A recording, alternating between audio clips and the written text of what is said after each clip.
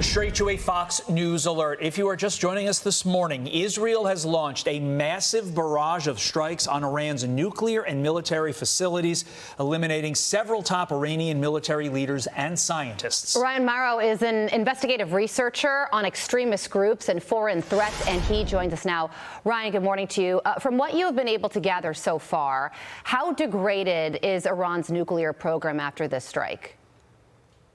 Well, the Israelis apparently have not struck all the sites, which kind of makes sense. There might be covert operations still going on at some of the sites. They may also want to have a deterrent effect where they can say, if you retaliate too much, then we're going to take out those as well.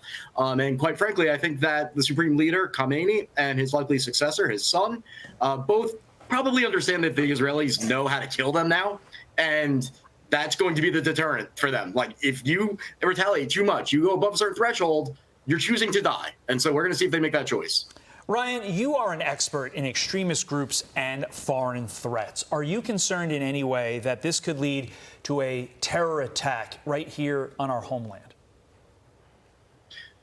I wouldn't say leading to a terror attack as if it caused it, because anyone that wanted to attack the United States over this, they were going to do it anyway. I mean, that would be an Iranian link. So it's not our fault. It's not the Israelis' fault. So I'm concerned, but we've also been very successful in thwarting those type of things. I think that the radical anti-American protesters that you see going around committing violence and rioting are, I looked at their chats, they seem to be very demoralized.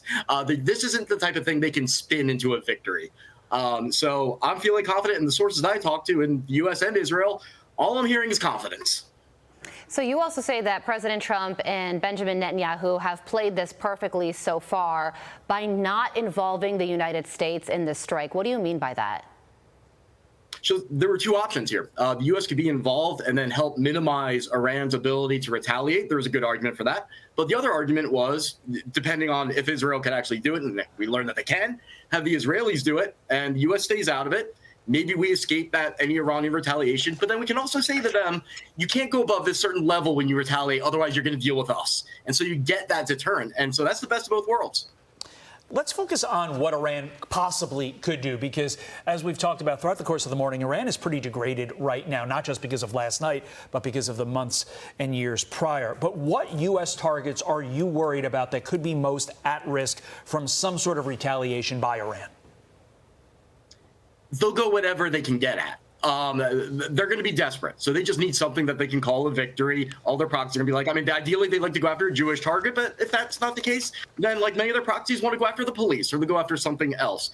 But make no mistake about it. One of the narratives you're going to hear is that this just maybe delayed the Iranian program. But Netanyahu is saying, no, this is removing a threat. I agree with Netanyahu, because the equipment that's being destroyed, a lot of it has to be imported. If you kill scientists, you have to hire new ones. Is that a job anyone's going to want to take? Are you going to want to work on a construction crew on a nuclear site if you know you might get your head blown off? I don't think so. So this really might destroy permanently the Iranian nuclear program. Yeah, and finally, Ryan, I mean, you do monitor extremist chats for a living. What a remarkable job, and I'm sure very dark job at times that you have.